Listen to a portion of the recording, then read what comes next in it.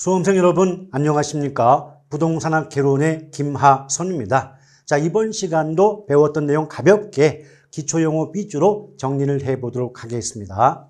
첫 번째, 집약한계란 말 나와 있죠.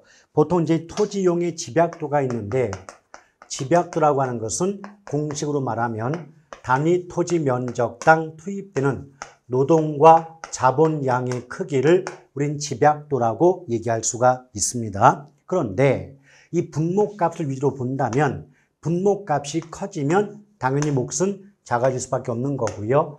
분모값이 작아질수록 몫이 커진다는 건 알고 계실 겁니다. 맞죠? 그러면 상식적으로 자, 도심에 가까워질수록 땅값이 올라가요. 땅값이 비싸면 토지를 많이 쓸까요? 덜 쓸까요? 덜 쓰겠죠. 그럼 토지의 투입량이 줄어듭니다. 그럼 이 공식상 분모값이 작아지니까 몫인 집약도가 커지겠죠. 이렇게 집약도가 커지는 경우를 집약적이라고 얘기합니다. 반대로 외곽 갈게요. 외곽으로 갈수록 땅값은 떨어지겠죠. 그럼 싼 건 많이 쓰지 않을까요? 그러면 공식상 토지의 투입량, 사용량이 많아지죠. 그럼 분모값이 커지면 몫이 작아지니까 집약도가 낮아집니다. 이렇게 집약도가 낮은 경우를 조방적이라는 말을 쓰고 있다는 거죠. 자, 그럴 때 일단 집약이란 말이 들어가면 집약자가 붙었다는 건 집약도가 크다는 뜻이에요. 집약도가 크다, 높다의 뜻이 되겠죠. 근데 뒤에 한계자 붙었습니다. 이 말은 뭐냐면 집약도가 이보다 더 높을 수 없다. 집약도가 이보다 클 수 없다는 뜻이에요. 그럼 집약도가 가장 높은 경우를 의미하니까 토지 이용 집약도의 상한선이라고 얘기할 수가 있는 거고요. 또한 이럴 때는 한계 수입과 한계 비용이 일치하는 경우의 집약도로서 이윤 극대점에 해당이 된다라고 얘기하고 있다는 겁니다.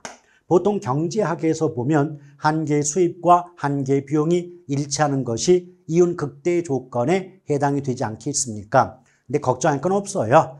한계 수입이 뭐냐, 한계 비용 뜻이 뭐냐 이런 거 안 물어보니까 그냥 어떻게 한계 수입, 한계 비용 일치한다, 이윤 극대점이다 이 말 나오면 아 이것은 집약 한계를 뜻하겠구나 이렇게만 출제가 되지 내용까지 물어보지 않으니까 걱정하실 필요는 없는 부분이고요. 자, 직주 분리가 있거든요. 이 직은 직장이고 주는 주거 지역이 되겠죠. 그래서 직장과 주거 지역이 분리, 떨어져 위치하는 현상을 우린 직주 분리다라고 볼 수가 있겠습니다. 상식적 또는 현실적으로는 도심 내 직장과 주거 지역이 가까이 위치하는 게 여러모로 편리하겠지만 그럼에도 불구하고 왜 직장과 주거지가 멀어질 수밖에 없겠는가? 원인은 다양하게 존재합니다.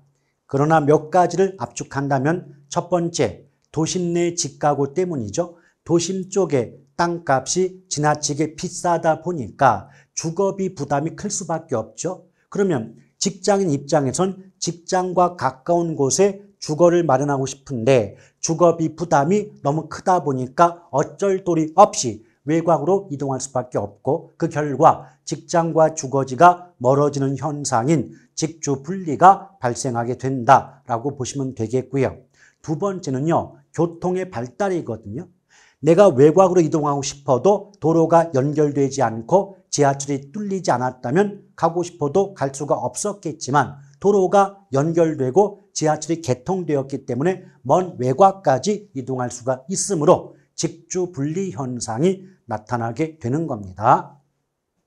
자, 세 번째 위탁관리죠. 자, 관리 3방식, 관리의 3가지 방식 중에 위탁관리는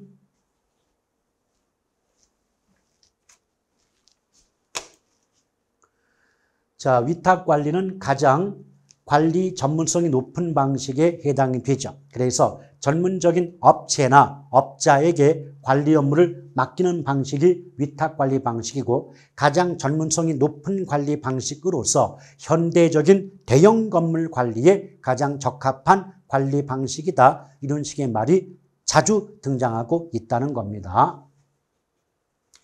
자, 그 다음에 입지잉여가 나오죠. 입지라고 하는 것은 한마디로 위치라고 볼 수가 있겠습니다. 입지는 위치가 되고요. 잉여는 무엇인가 남는 떡고물이라고 이해하시면 되겠죠.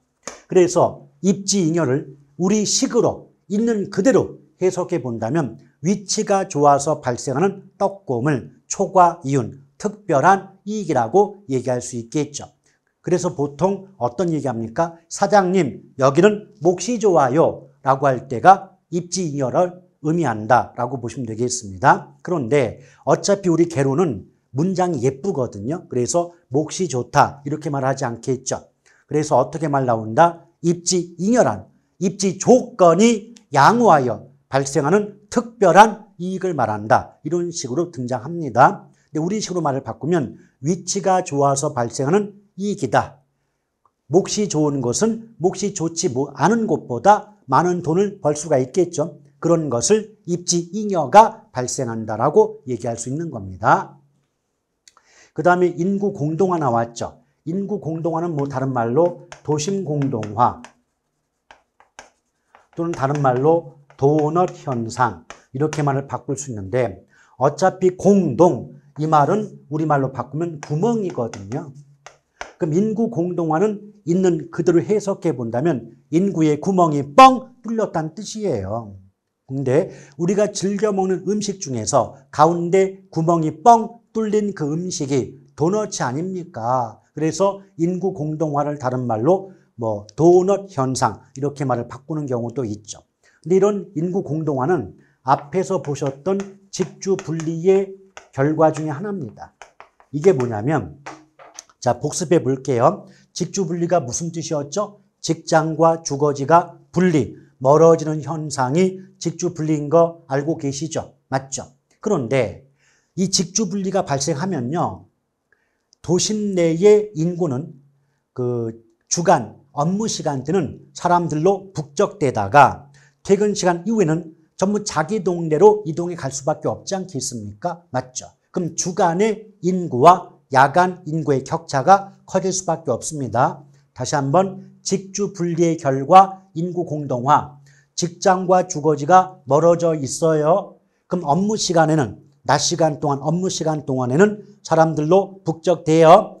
퇴근 시간 이후에는 자기 집으로 이동하겠죠. 그럼 도심 쪽 입장에선 주간 인구와 야간 인구의 격차가 클 수밖에 없잖아요. 이런 현상을 마치 인구의 구멍이 뻥 뚫렸다는 관점에서 인구 공동화라는 말을 쓰고 있다는 겁니다. 자, 스프롤 현상 나왔죠. 그러면 스프롤은 뭐예요? 스프롤은 불규칙적이고 비계획적인 개발로 도시가 외곽으로 확산되는 현상을 스프롤 그럽니다. 그래서 스프롤을 우리식으로 말을 바꾸면 한마디로 난개발이라고 정의해 볼 수가 있겠죠. 그런데 이런 스프롤이 발생하는 이유는 크게 두 가지입니다. 도심 쪽의 직가구와 그다음 장기적 개발 계획의 미수립 두 가지가 큰 원인이죠. 왜 불규칙적으로 개발이 될까요? 장기적인 개발 계획이 세워지지 못했기 때문인 것이고요. 왜 외곽으로 확산될까요? 도심 쪽을 개발하고 싶지만 도심 쪽의 땅값이 지나치게 비싸다 보니까 개발 비용을 감당할 수가 없게 되는 거죠. 그래서 상대적으로 땅값이 싸서 개발 비용이 적게 들어가는 쪽인 외곽을 골라 개발하다 보니까 도시가 점점 외곽으로 확산될 수밖에 없다는 겁니다. 아시겠죠?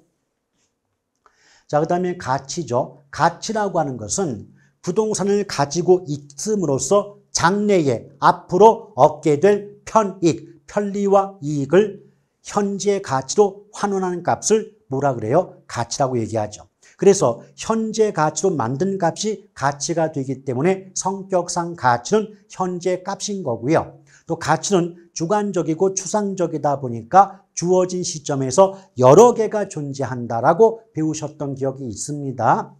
자, 인근지역 나왔습니다. 인근지역은 지역 분석의 대상 지역 중에 하나인데 인근지역의 뜻 자체도 감정평가 규칙의 규정, 즉 법조문이에요. 그래서 있는 그대로 좀 기억하고자 노력하실 필요가 있는 겁니다. 그래서 인근지역이란 대상 부동산이 속한 지역으로서 부동산의 이용이 동질적이고 가치 형성 요인 중 지역 요인을 공유하는 지역을 말한다. 이 자체가 법 조문이에요. 있는 그대로 기억해 주시고자 노력하셔야 됩니다. 과거 기출문제에서 지역 요인을 개별 요인이라고 바꿔서 틀리게 만든 문제도 있다는 것 꼭 기억하시길 바라겠습니다.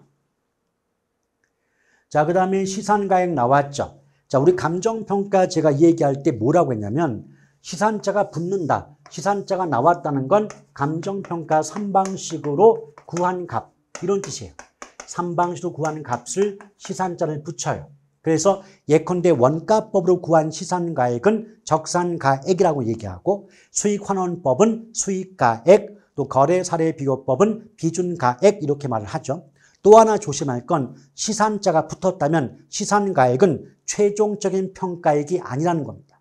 그래서 감정평가 3방식 원가, 수익, 비교 방식으로 구해진 값일 뿐이지 아직 최종적인 평가액은 아니라는 것, 이것을 꼭 기억해 줄 필요가 있는 거고요.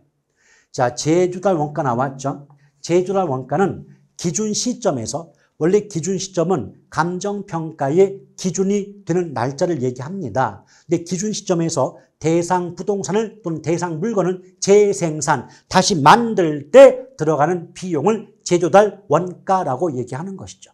그래서 자, 곰돌이가 곰순이한테 물어봅니다. 돌아, 너희 집 이번에 새로 짓는다면서 얼마든데? 나는 잘 모르겠는데 아빠가 요번에 우리 집 다시 만들 때 5억 든다 그랬어. 그럼 그 5억이 제조달 원가라고 이해하시면 됩니다. 아시겠죠? 자, 이렇게 해서 기초 용어에 대해서 가볍게 설명을 마쳤고요. 다음 시간에 다시 뵙도록 하겠습니다. 대단히 수고하셨습니다.